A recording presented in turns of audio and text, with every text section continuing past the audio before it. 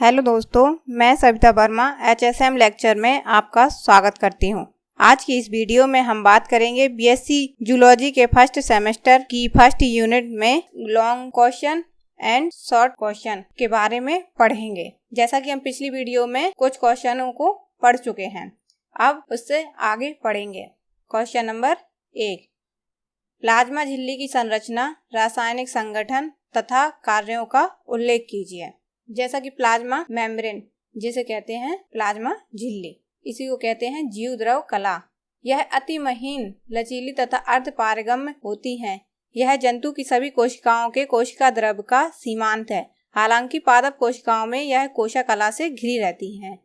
जो पादप कोशिकाएं होती हैं वह कोशा कला से घिरी रहती हैं, जिन्हें हम कहते हैं प्लाज्मा झिल्ली या जीव द्रव कला या प्लाज्मा मेम्ब्रेन। अब हम पढ़ेंगे प्लाज्मा झिल्ली या प्लाज्मा मेम्ब्रेन की परसंरचना। प्लाज्मा झिल्ली अर्धपारगम्य झिल्ली होती है। इसकी मोटाई भिन्न भिन्न कोशिकाओं में भिन्न भिन्न होती है। यानी कि जो कोशिकाएं होती हैं उसमें जो प्लाज्मा मेम्ब्रेन होती है वो एक जैसी नहीं पाई जाती। किसी में मोटी पाई जाती है, किसी में पतली पाई जाती है, मतलब भिन्न भिन्न होती है। यह प्रोटीन तथा वसा से जुड़कर बनती है। जो प्रोटीन होते हैं और वसा, उन दोनों से जुड़कर बनती है। जो प्लाज्मा मेम्ब्रेन होती है वह प्रोटीन और वसा से मिलकर बनती है। इनकी संरचना के संबंध में अनेकों सिद्धांत दिए गए हैं, जिनमें से प्रमुख सिद्धांत निम्न प्रकार हैं। जैसे कि आगे हम देखेंगे कौन कौन से सिद्धांत हैं। सबसे पहले देखेंगे इस डायग्राम से प्लाज्मा मेम्ब्रेन। प्लाज्मा मेम्ब्रेन कैसी होती है? ये जो छोटी छोटी सी संरचनाएं पाई गई हैं ये कहलाती हैं प्लाज्मा मेम्ब्रेन, जिनमें प्रोटीन होते हैं, हाइड्रोफोबिक रीजन होते हैं। आउटर मेम्ब्रेन यह बाहरी झिल्ली होती है और यह आंतरिक झिल्ली होती है। आउटर मेम्ब्रेन यह बाहरी झिल्ली होती है। नीचे की साइड और ऊपर की साइड कोलेस्ट्रॉल पाए जाते हैं। और ये जो पतली संरचना होती है जिसको हम कहते हैं अल्फा हेलिक्स प्रोटीन, ये होती है कार्बोहाइड्रेट चेन, जो एक चेन से दूसरी चेन से जुड़ी रहती है। इसको कहते हैं कार्बोहाइड्रेट चेन। अब हम देखेंगे आगे जो सिद्धांत दिया गया था उसका सबसे पहला सिद्धांत है त्रिस्तरीय प्रारूप, यानी कि ट्रिलामिनर मॉडल। यह प्रारूप डेनियल द्वारा, किसने दिया था? डेनियल ने प्रस्तुत किया था। इसके अनुसार यह 75 से 215 एंगस्ट्रॉन तक मोटी होती है।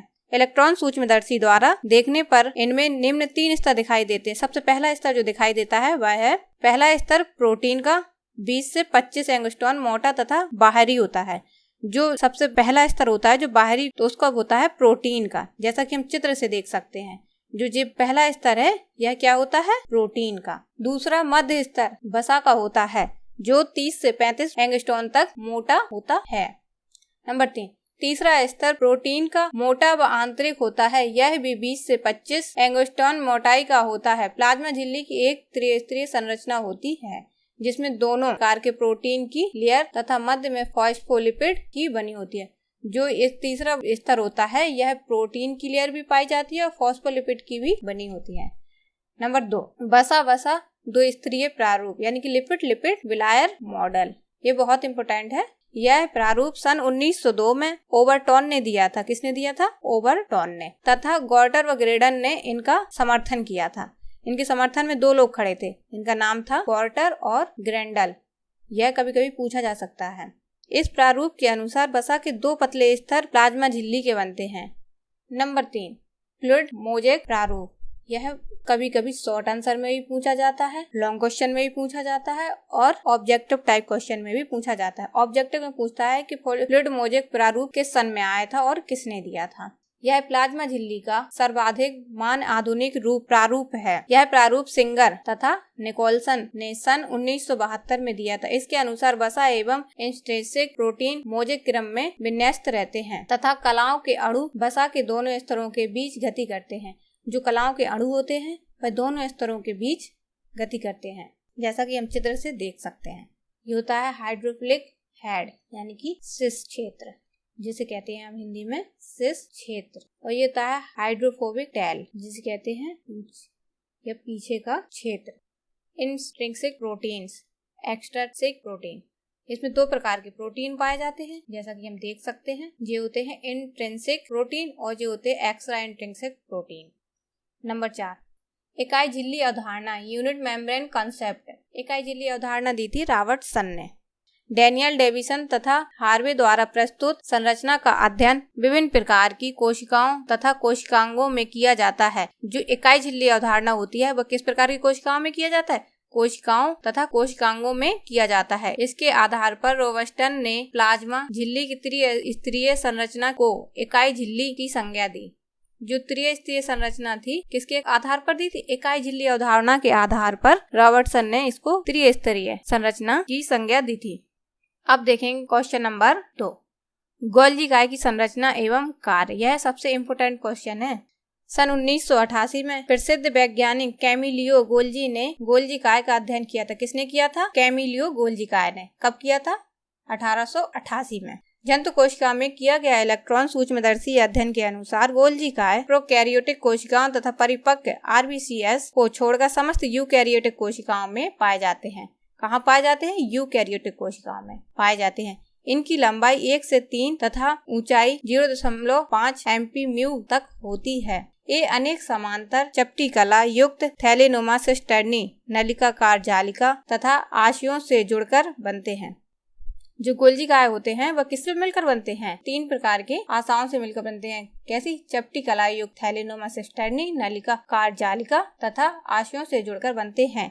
सिस्टर्नी के सिरों पर आशय अधिक संख्या में पाए जाते हैं। जो सिरों पर आशय होता है वह अधिक संख्या में पाए जाते हैं। अभी हम चित्र से इस चीज को समझेंगे कि कैसे पाया जाता है। जिनमें स्रावित पदार्थ भरा रहता है। गोल्जी काय की परत संरचना। जंतु कोशिका के कोशिका द्रव जो कोशिका साइटोप्लाज्म है में यह प्लेट के चपटे समान दिखाई देती है, जिसकी कला पर राइबोसोम नहीं पाए जाते हैं।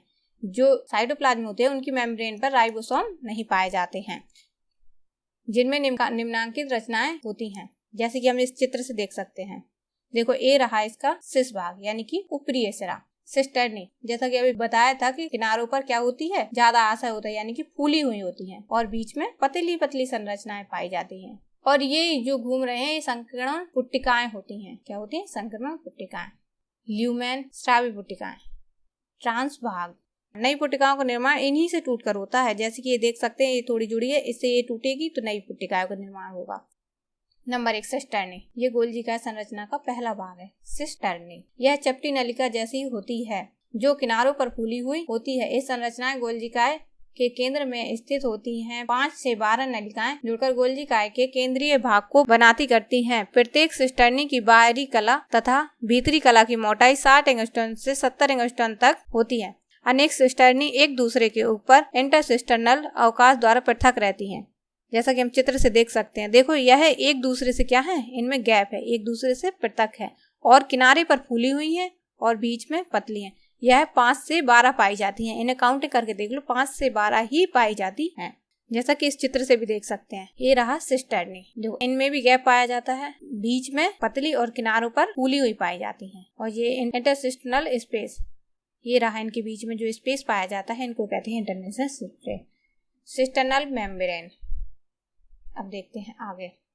प्रत्येक सिस्टर्नी में 2 तल पाए जाते हैं। प्रत्येक सिस्टर्नी होती है उसमें 2 तल पाए जाते हैं। एक उत्तल सतह है और दूसरी अवतल सतह है, यानी कि कन्वेक्स फेस, कॉनकेव फेस। यह केंद्रक कला न्यूक्लियर मेंबर की ओर होता है। इसे निर्माण तल भी कहते हैं। जो सिस्टर्नी का निर्माण तल होता है उसे क्या कहते हैं? उत्तल सतह। नंबर 2 अवतल सतह, कॉनकेव फेस। यह प्लाज्मा कला की ओर होता है। इसे परिपक्व तल भी कहते हैं। जो परिपक्व तल होता है उसे क्या कहते हैं? अवतल सतह। यह स्रावी आशयों तथा रिक्तियों का निर्माण करता है। जो इनके बीच जो गैप बनाता है वो किसके कारण बनता है? अवतल सतह के द्वारा। नंबर 2 संक्रमण आशय, ट्रांसिशन वेसिकल्स। यह छोटी छोटी बूंदों के आकार के होते हैं जिनका व्यास 400 से 8004 तक होता है। यह बूंदें खुरदरी अंतः प्रद्रव्यीय जालिका के समान तथा सिस्टर्नी के उत्तल तल पर स्थित होती हैं। यह सिस्टर्नी नलिकाओं के मुकुलन से बनती हैं। जैसा कि हम इस चित्र से देखेंगे, ये छोटे छोटे से जो बिंदु हैं ये खुरदरी सतह बनाती हैं। इन्हीं को हम कहते हैं संक्रमण आशय यानी कि transition vesicles. Number 3 carbohydrates. RBC तथा यकृत की कोशिकाओं में लगभग 5% कार्बोहाइड्रेट पाए जाते हैं। जो आरबीसी तथा यकृत की कोशिकाएं होती हैं उनमें कितने प्रतिशत कार्बोहाइड्रेट पाए जाते हैं? 5%। ये प्राह हेक्सोस, फ्यूकोस, सैलिक एसिड, हेक्सोमामाइन आदि होते हैं। ये कुछ प्रोटीन के साथ मिलकर ग्लाइकोलिक्स बनाते हैं जो कि लिपोप्रोटीन्स को स्थायित्व प्रदान करते हैं। जो प्रोटीन होते हैं वो ग्लाइकोलिक्स बनाते हैं जो लिपोप्रोटीन्स को स्थायित्व प्रदान करता है। प्लाज्मा झिल्ली के कार्य। अब हम पढ़ेंगे कि प्लाज्मा झिल्ली के कार्य कौन कौन से होते हैं। नंबर 1, अवशोषण। अवशोषण क्या होता है? यह किसी चीज का अवशोषण करना, जैसे जल का अवशोषण करना। यह जल का अवशोषण परासरण द्वारा करती है तथा अणुओं का परिवहन सक्रिय तथा निष्क्रिय रूप में करने में सक्षम होती है। नंबर 2, उत्सर्जन। यह अपशिष्ट पदार्थों को उत्सर्जित करती है। उत्सर्जन जो हमारे अंदर जो अपशिष्ट पदार्थ होते हैं उनका क्या करती है? उत्सर्जित करती है। संवेदनाओं का संचरण। नंबर 3, संवेदनाओं का संचरण। यह ध्रुवित होकर संवेदनाओं को ग्रहण तथा संचरित करती है। यह जो संवेदनाएं होती हैं उनको ग्रहण करती है तथा उन्हें संचारित करती है कि मतलब कि हमें क्या करना चाहिए क्या नहीं करना चाहिए, यह संवेदनाओं को ग्रहण कर लेती है। नंबर 4, रक्षण, प्रोटेक्शन। यह जीवद्रव की सीमांत है। जो रक्षण कोशिका है यह जीवद्रव की सीमांत है तथा इसे सुरक्षा प्रदान करती है। नंबर 5, कोशिका विशिष्टता, सेलुलर स्पेशलिटी। प्रतिजन की मदद से यह कोशिका को विशिष्ट बनाती है। जो एंटीबॉडीज होते हैं उसकी मदद से वह कोशिका को विशिष्ट बनाती है। नंबर 6, अवलंबन, सस्पेंशन, जैसे इंग्लिश में कहते हैं सस्पेंशन। यह समीप स्थित कोशिकाओं से संबंध स्थापित करती है जो ऊतक के निर्माण के लिए आवश्यक होती है। नंबर 7, कोशिकांग जनन। जो कोशिकांग जनन होते हैं यह कोशिकांग जनन का भी कार्य करती है। यह विभिन्न कोशिकांगों की झिल्लियों के निर्माण में भाग लेती है। अब पढ़ेंगे हम क्वेश्चन नंबर 3, अंतःप्रद्रव्य जालिका की संरचना, प्रकार तथा कार्यों को समझाइए। इसकी खोज किस वैज्ञानिक ने की? अब हम पढ़ेंगे अंतःप्रद्रव्य जालिका, जिसे इंग्लिश में कहते हैं एंडोमेम्ब्रेन सिस्टम। यूकैरियोट कोशिकाओं के भीतर उपस्थित कलाबद्ध अंगक, जो कलाबद्ध अंग होते हैं, इस तंत्र का निर्माण करते हैं। माइक्रोकांडिया तथा क्लोरोप्लास्ट के अतिरिक्त अन्य अंगक इस सम्मिलित हैं, जैसे अंतःप्रद्रव्य जालिका, गोल्जी काय, लयन काय तथा रिक्तियां इत्यादि। यह तंत्र विभिन्न पदार्थों के संश्लेषण, संचयन, श्रावण तथा परिवहन में सहायक होते हैं। जो अंतःप्रद्रव्य जालिका होती है वह किसके लिए सहायक होती है? विभिन्न पदार्थों के संश्लेषण, संचयन और श्रवण तथा परिवहन में सहायक होती है। अंतःप्रद्रव्य जालिका की परत संरचना, ultra structure of endoplasmic reticulum. यह कोशिका द्रव में चपटी नलिकाओं के तंत्र के रूप में फैला हुआ पाया जाता है। जो अंतःप्रद्रव्य जालिका होती है वह कोशिका द्रव में चपटी नलिकाएं के तंत्र के रूप में फैला हुआ पाया जाता है। इन नलिकाओं की भित्ति की संरचना प्लाज्मा भित्ति या केंद्र कला, न्यूक्लियर मेम्ब्रेन के समान होती है। जो अंतःप्रद्रव्य जालिका होती है उनकी संरचना कैसी होती है? प्लाज्मा मेम्ब्रेन की तरह होती है। इसकी कुछ नलिकाओं का एक सिरा प्लाज्मा झिल्ली से तथा दूसरा सिरा केंद्र कला से जुड़ा रहता है। जो अंतःप्रद्रव्य जालिका होती है उनका एक सिरा तो प्लाज्मा झिल्ली से तथा दूसरा सिरा केंद्रक कला से जुड़ा रहता है, अर्थात ये नलिकाएं कोशिका के बाहरी वातावरण को सीधा केंद्रक से जोड़ती हैं। जो कोशिकाएं होती हैं जो अंतःप्रद्रव्य जालिकाएं वो कोशिका के बाहरी वातावरण को सीधा केंद्रक से जोड़ती हैं। इन नलिकाओं में कुछ की सतह चिकनी तथा कुछ की खुरदरी कणों के कारण होती है। इनमें 2 प्रकार की सतह पाई जाती है, चिकनी सतह, खुरदरी सतह, जैसा कि हम इस डायग्राम से देख सकते हैं। ये जो सतह है इसको कहते हैं स्मूथ एंडोप्लाज्मिक रेटिकुलम। ये जो पाए जाते हैं इनको कहते हैं राइबोसोम। ये सीधे किससे जोड़ती है? न्यूक्लियस से। ये होता है न्यूक्लियर पोर। रफ एंडोप्लाज्मिक, ये रही बाहरी सतह। ये थी आंतरिक सतह जिसको कहते हैं स्मूथ एंडोप्लाज्मिक। जो बाहरी सतह है वो पाई जाती है ये कहलाती है रफ एंडोप्लाज्मिक रेटिकुलम। अंतःद्रव्य जालिका में निम्न प्रकार के घटक खोखली रचनाओं के रूप में पाए जाते हैं। Number 1, vesicles. जो वेसिकल्स पाए जाते हैं ये गोलीय या अंडाकार होते हैं जिनकी नाप 25 से 500 म्यू होती है। Number 2, cisternae. ये लंबे पतले चपटे तथा लगभग 40 से 50 मोटा लैमेले हैं। एक केंद्र के निकट समांतर क्रम में एक के बाद एक स्थित होते हैं। नंबर 3, ट्यूब्यूलस। ये अनियमित शाखाओं के रूप में पाए जाते हैं जिनका व्यास लगभग 50 से 100 होता है, जैसा कि हम चित्र से देख सकते हैं। ये रहा ट्यूबवेल्स। ये पाई जाती हैं जो लंबी लंबी संरचनाएं होती है ट्यूब की तरह पे या पाइप की तरह कह सकते हैं, उनको कहते हैं ट्यूबवेल्स। वेहिकल्स। ये रहे कण के आकार की। और सिस्टर्नी, इनमें भी गैप पाया जाता है, इनको कहते हैं सिस्टर्नी। अब पढ़ेंगे अंतःप्रद्रव्य जालिका के प्रकार, टाइप ऑफ एंडोप्लाज्मिक रेटिकुलम। अंतःद्रव्य जालिका 2 प्रकार की होती है। नंबर 1, जिसको कहते हैं स्मूथ एंडोप्लाज्मिक रेटिकुलम। इस प्रकार के अंतःद्रव्य जालिका की झिल्ली चिकनी या राइबोसोम रहित होती है। ये उन कोशिकाओं में पाए जाते हैं जो प्रोटीन संश्लेषण में भाग नहीं लेती हैं, जैसे कि एडिपोस सेल्स, ग्लाइकोजन भंडार कोशिकाएं तथा पेशी कोशिकाएं आदि। जो एडिपोस होते हैं या ग्लाइकोजन भंडार कोशिकाएं होती हैं उनमें स्मूथ एंडोप्लाज्मिक रेटिकुलम भाग नहीं लेती हैं। नंबर 2, कणिका युक्त या खुरदरी अंतःप्रद्रव्यीय जालिका रफ एंडोप्लाज्मिक रेटिकुलम। इस प्रकार के अंतःप्रद्रव्यीय जालिका की झिल्ली पर राइबोसोम पाए जाते हैं। हमने उसमें क्या पढ़ा था, इसमें राइबोसोम रहित होता है, इसमें राइबोसोम पाए जाते हैं। रफ एंडोप्लाज्मिक होते हैं उन सभी कोशिकाओं में पाए जाते हैं जिसमें प्रोटीन संश्लेषण सक्रिय रूप से भाग लेती है। अंतःप्रद्रव्यीय जालिका के कार्य। अंतःप्रद्रव्यीय जालिका के निम्नलिखित कार्य। नंबर 1, यह कोशिका का परासरण दाब नियमित करती है, जो दाब होता है उसको नियमित करती है। नंबर 2, यह विभिन्न उपापचयीय प्रतिक्रियाओं हेतु अधिक सतह उपलब्ध कराता है तथा अपनी सतह पर उपस्थित एंजाइम के कारण विभिन्न प्रतिक्रियाओं में सक्रिय भाग लेता है। नंबर 3, यह कोशिका का कंकाल बनाता है। जो अंतःप्रद्रव्यीय कोशिकाएं होती हैं वह कोशिका का कंकाल बनाती हैं तथा कलिकीय मैट्रिक्स को यांत्रिक आधार प्रदान करती है, जैसा कि इस चित्र से देख सकते हैं। इन दोनों को कहते हैं क्रोमोसोम्स एंडोप्लाज्मिक रेटिकुलम। दोनों जुड़ के बनते हैं chromosome endoplasmic reticulum. Nuclear envelope forming, ये होता है न्यूक्लियर एनवलप। सेल प्लेट, ये जो पतली पतली पाई जाती है इनको कहते हैं सेल प्लेट। नंबर 4, अंतःप्रद्रव्यीय जालिका के छोटे छोटे टुकड़ों से जुड़े राइबोसोम में प्रोटीन सिंथेसिस अधिक होता है। जो अंतःप्रद्रव्यीय जालिका में छोटे छोटे जुड़े राइबोसोम होते हैं उनमें सिंथेसिस अधिक होता है, जिन्हें माइक्रोसोम कहते हैं। नंबर 5, यह कोशिका में संश्लेषित हुए पदार्थों को कोशिका से बाहर निकालना या बाहर के उपयोगी पदार्थों को अंदर लाने का कार्य करती हैं। जो अंतःप्रद्रव्यीय कोशिका होती है तय करती हैं कि हमारे कोशिका के अंदर कौन से पदार्थ आने चाहिए और कौन से पदार्थ बाहर जाने चाहिए। यह कौन तय करता है? अंतःप्रद्रव्यीय कोशिकाएं। अब पढ़ेंगे हम कुछ short answer type question.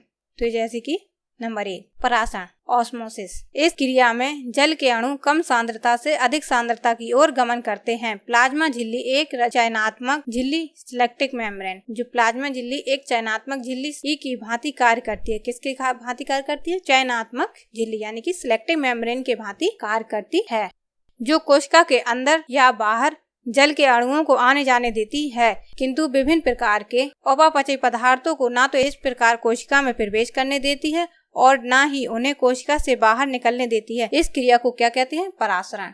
Number 2, कोशिकीय संलयन सेलुलर कनेक्शन। मेटाजोआ जंतु कोशिकाएं समेकित होकर समूह का निर्माण करती हैं। ये आपस में विशेष संलयन संरचनाएं बनाती हैं, जैसे कि desmosome. Number 2, gap junction. Number 2, cytoplasmic bridge. ये कोशिकीय संलयन होते हैं जो 3 प्रकार की संरचनाएं बनाती हैं, जैसे कि डेस्मोसोम, गैप जंक्शन और साइटोप्लाज्मिक ब्रिज। यह कोशिका संलयन कौन कौन सा कार्य करती हैं? ये बंध निम्न कार्य करते हैं, जैसे नंबर 1, ऊतकीय कोशिकाओं को साथ साथ रखना। नंबर 2, सुगम बनाने के लिए उनके बीच तस्वीरें देना। नंबर 3, अंतकोशिकीय संरचनाओं को सुगम बनाना। अब लिखेंगे नंबर 3, यानी कि कोशिका में आत्महत्या की थैली पर टिप्पणी। सुसाइडल बैग इन सेल। लाइसोसोम गोलाकार थैलियां हैं जो अम्ल फास्फेट्स अंगकों को घोलने वाले एंजाइम तथा फेरिटिन कणों की प्रचुर मात्रा से परिपूर्ण एक सघन द्रव से भरी रहती हैं। लाइसोसोम गोलाकार थैलियां हैं। जो लाइसोसोम है वह कैसी थैलियां हैं? गोलाकार थैलियां हैं जो अम्ल फास्फेट्स अंगकों को घोलने वाले एंजाइम तथा फेरिटिन कणों की प्रचुर मात्रा से परिपूर्ण सघन द्रव से भरी रहती हैं तथा एक बाह्य झिल्ली द्वारा परिबंधित रहती हैं। यह झिल्ली रासायनिक रूप से लिपोप्रोटीन के स्तरों से बनी होती हैं, जो प्लाज्मा लेमा की यूनिट मेम्ब्रेन के स्तरों के समान विन्यासित होते हैं। इसका भीतरीय भाग लगभग ठोस प्रतीत होता है। कभी कभी इनमें एक से अधिक संघनित बाह्य क्षेत्र, जिन्हें कहते हैं आउटर जोन, तथा कम संघनित मध्य भाग सेंट्रल जोन दिखाई देता है। जो आत्महत्या की थैली होती है उनमें पाए जाते हैं acid ribonucleic, acid deoxyribonucleic, acid phosphorus, phosphoprotein phosphorus आदि प्रकार के पाए जाते हैं। जो कोशिका में आत्महत्या की थैली पाई जाती है वो क्या क्या कार्य करती है? नंबर 1, जो मृत कोशिकाएं होती हैं उनको पचाकर स्वच्छ रखना। उन्हें अपमार्जक भी कहते हैं। जो अब मृत कोशिकाओं को पचाएगी तो उन्हें क्या कहेंगे? अपमार्जक। यानी कि अपमार्जक क्या होता है? साबुन का कार्य करती है, उसी को कहते हैं अपमार्जक। यानी कि जब मरी हुई कोशिकाओं को पचा लेगी तो उसको क्या कहेंगे? अपमार्जक। नंबर 2, कोशिकीय अवयवों के पाचन हेतु एंजाइम को संग्रहित करना तथा प्रोटीन एवं कार्बोहाइड्रेट्स आदि का पाचन करना। जो कोशिकीय अवयव होते हैं उनका पाचन हेतु एंजाइम को संग्रहित करना तथा प्रोटीन एवं कार्बोहाइड्रेट आदि का पाचन। मेन कार्य क्या है उसका? प्रोटीन एवं कार्बोहाइड्रेट आदि का पाचन करना, जिसका डाइजेशन करती है। नंबर 3, इनके फटने से कोशिका की मृत्यु हो जाती है, अतः इन्हें आत्महत्या की थैली भी कहते हैं। अगर ये फट जाए तो इससे कोशिका की मृत्यु भी हो जाती है। नंबर 4, कोशिका में प्रवेश करने वाले बाह्य पदार्थों का पाचन करती है। जो कोशिका में प्रवेश करते हैं, जो बाहरी पदार्थ होते हैं, उनका पाचन भी करती है। अब देखेंगे नंबर 4 में अंतः कोशिकता तथा बहिः कोशिकता, यानी कि आंतरिक कोशिकता तथा बाहरी कोशिकता, एंडोसिस्टोसिस एंड एक्सिस्टोसिस। इन पर लिखेंगे टिप्पणी। अंतः कोशिकता, एंडोसिस्टोसिस ठोस तथा तरल पदार्थों के अंतःग्रहण हेतु 2 प्रकार की रिक्तियां बनाती है। जो अंतः कोशिकाएं होती हैं 2 प्रकार की रिक्तियां बनाती हैं। नंबर 1 खाद्य अंतर्ग्रहण, जिसे इंग्लिश में कहते हैं फैगोसाइटोसिस। इस क्रिया में प्लाज्मा झिल्ली कोशिका द्रव में ठोस पदार्थों के कणों का अंतर्ग्रहण किया जाता है। यह क्रिया प्रोटोजोआ तथा मेटाजोआ की विशिष्ट कोशिकाओं में होती है, जैसे कि अमीबा। यह क्रिया स्पष्ट रूप से देखी जा सकती है। जो फैगोसाइटोसिस की क्रिया है वह किस में देखी जा सकती है? अमीबा में देखी जा सकती है। भोजन ग्रहण के समय यह अपने पादाभों द्वारा भोज कणों या सूक्ष्म जीवों को चारों ओर से घेर लेता है और भोजन रिक्तियों के रूप में अपने शरीर में ग्रहण कर लेता है। यानी कि जो इसके पादाप होते हैं उसमें यह भोजन के कणों को चारों ओर से घेर लेता है, और जो इनकी भोजन की रिक्तियां होती हैं, फूड वैक्यूल होते हैं, उनमें यह शरीर में ग्रहण कर लेता है। नंबर 2 कोशिकीय पायन, पिनोसाइटोसिस, जिसे इंग्लिश में कहते हैं पिनोसाइटोसिस। इस क्रिया द्वारा प्लाज्मा झिल्ली तरल पदार्थों का अंतःग्रहण करती है। प्राह प्रोटीन्स तथा अन्य पदार्थ जिनका अणुभार अधिक होता है एवं प्लाज्मा झिल्ली से परासरण ऑस्मोसिस क्रिया द्वारा कोशिका द्रव तक नहीं पहुंच पाते हैं। अतः इन पदार्थों को पिनोसाइटोसिस क्रिया द्वारा ग्रहण कर लिया जाता है, जिसके फलस्वरूप प्लाज्मा झिल्ली कोशिका द्रव में छोटी छोटी रिक्तिकाओं का निर्माण करती है। ये रिक्तिकाएं बाहरी माध्यम के तरल पदार्थों के बड़े बड़े अणुओं को ग्रहण करके कोशिका द्रव में तैरने लगती हैं और इनका पाचन लाइसोसोम द्वारा किया जाता है और यह कोशिका द्रव में प्रसारित हो जाती है। अब देखेंगे बहिः कोशिकता या कोशा उत्सर्ग या बहिक्षेपण। इसी को कहते हैं बाहरी कोशिकता, कोशा उत्सर्ग भी और बहिक्षेपण भी। इंग्लिश में कहते हैं केवल एक ही नाम, एक्सोसाइटोसिस। यह फैगोसाइटोसिस से विपरीत होती है। जो फैगोसाइटोसिस की क्रिया होती है उससे विपरीत होती है। अपशिष्ट पदार्थों का बहिक्षेपण शराबी प्रोटीन तथा न्यूरोट्रांसमीटर के एक्सपोर्ट हेतु द्वितीयक रिक्तिकाएं झिल्ली से चिपक कर बाहर की ओर खुल जाती हैं। इस प्रक्रिया में झिल्ली की प्रोटीन तथा वसा प्लाज्मा कला के बाहर तल पर आ जाती हैं, जैसा कि इस चित्र में देख सकते हैं। एक्सोसाइटोसिस और ये एंडोसाइटोसिस। ये जाती हैं बाहर की ओर और ये आती हैं अंदर की ओर। अब देखेंगे 5वां नंबर सोडियम पोटेशियम पंप। यह पंप प्लाज्मा झिल्ली में होने वाले एक प्रकार का एक्टिव ट्रांसपोर्ट है। क्या है? Active transport. इसकी खोज जेसी स्कोव ने की थी, जिसके लिए उन्हें नोबेल पुरस्कार भी प्रदान किया गया था। यह पंप प्लाज्मा झिल्ली में उपस्थित विकर protein sodium plus potassium plus ATPase तथा एनर्जी कॉइन एटीपी की मदद से कार्य करता है। इन तीनों की मदद से क्या करता है? कार्य करता है। अतः कोशिका में पोटेशियम प्लस की कॉन्सेंट्रेशन को बनाए रखने के लिए कॉन्सेंट्रेशन ग्रेडियंट के विरुद्ध सोडियम प्लस से पोटेशियम प्लस पंप एटीपी का उपभोग कर कार्य करता है। कोशिका की कुल ऊर्जा का 10 से 40% इस पंप द्वारा उपयोग किया जाता है, जैसा कि इस चित्र से देख सकते हैं। ये रही सोडियम की, ये रही पोटेशियम की। इनके बीच की जो ऊर्जा है, यह ऊर्जा किसके लिए बनाए रखता है? Sodium potassium pump, axon cytoplasm, जिसे कहते हैं सोडियम पोटेशियम पंप। यह कुल ऊर्जा का 10 से 40% इस पंप के द्वारा उपयोग किया जाता है। कुछ महत्वपूर्ण जंतु वैज्ञानिकों पर संक्षिप्त टिप्पणी लिखी है, जैसे कि नंबर 1 विश्व गोपाल झिंगरन। जो विश्व गोपाल झिंगरन थे, इनका जन्म हुआ था 1919 में और मृत्यु 1991 में। यह कौन थे? बस इसमें ज्यादा नहीं पूछा जाता है, जैसे कह देते हैं कि वैज्ञानिक है, इन पे थोड़ा सा टिप्पणी लिखिए, तो इसमें बताया जाता है या उनकी जन्म और मृत्यु बताई जाती है और ये कौन थे। तो यह एक प्राणी वैज्ञानिक और एग्रीकल्चर वैज्ञानिक थे, जिन्होंने एक्वाप्लोजन था उस नाम से एक कंपोजिट फिश कल्चर टेक्निक की शुरुआत की थी। यह भारतीय उत्तर प्रदेश में जन्मे हुए हैं। इनने कई क्षेत्रों में योगदान दिया था, लेकिन इनका महत्वपूर्ण योगदान जो था, इनका योगदान मुगल कार्प के प्रसार और उड़ीसा में एक बड़े खारे पानी की झील, उड़ीसा में जो खारे पानी की झील है चिल्का झील, उसमें मछलियों की टैगिंग कार्यों में शुरुआत की थी, जिन्हें इसके लिए सम्मानित किया गया था। और इन्हें सम्मानित किससे किया गया था? 1976 में पद्मश्री से सम्मानित किया गया था। अब पढ़ेंगे TN अनंतन कृष्णन। इनका जन्म जो हुआ था 1925 में या 15 दिसंबर 1925 में और मृत्यु 7 अगस्त 2015। जुटियन अनंथन थे, यह एक एंटोमोलॉजिस्ट थे, यानी कि कीटनाशी वैज्ञानिक। इन्होंने क्रिश्चियन कॉलेज मद्रास में जंतु विज्ञान के प्रधान अध्यापक के रूप में कार्य किया है और इनकी मृत्यु 1998 में हुई थी। जुटियन अनंथन थे, उन्हें 1998 में केबी मेहता मेमोरियल अवार्ड से सम्मानित किया गया था। अब देखेंगे टीवी रामकृष्ण अय्यर। इनका जन्म 20 जुलाई 1980 को हुआ था और मृत्यु हुई थी 20 जून 1952 को। इनका जन्म पालघाट में हुआ था। पालघाट कहाँ है? केरल में। जो टीवी रामकृष्ण अय्यर थे, यह कीट वैज्ञानिक थे। इन्होंने कीट वैज्ञानिकों पर एक ग्रंथ लिखा था, जिस ग्रंथ का नाम था इकोनॉमिक ऑफ साउथ इंडिया। अब हम पढ़ेंगे सलीम अली के बारे में। इनका पूरा नाम है सलीम मुइजुद्दीन अब्दुल अली। इनका जन्म हुआ था 12 नवंबर 1896 में और मृत्यु 20 जून 1987 को। जो अब्दुल अली थे, यह पक्षी वैज्ञानी और प्रकृतिवादी थे। यह सबसे बड़े पक्षी वैज्ञानिक थे और प्रकृतिवादी थे। यह प्रकृतियों में ज्यादा विश्वास करते थे। इन्हें बर्डमैन भी कहा जाता था, बर्डमैन ऑफ इंडिया। इन्हें सन 1958 में पद्म भूषण से सम्मानित किया गया था। इन्हें 2 बार पद्म भूषण मिला है। एक बार मिला था 1958 में और दूसरी बार मिला था 1976 में, और जो तीसरा पुरस्कार मिला था वह सर्वोच्च नागरिक सम्मान में मिला था। इनको 3 अवार्ड मिल चुके हैं, जिसमें से 2 पद्मश्री थे और एक सर्वोच्च भारत नागरिक सम्मान था। चलिए दोस्त, आज इस वीडियो को यहीं समाप्त करते हैं। Thank you. मेरी यह वीडियो पसंद आई हो तो इसको लाइक और शेयर जरूर करें।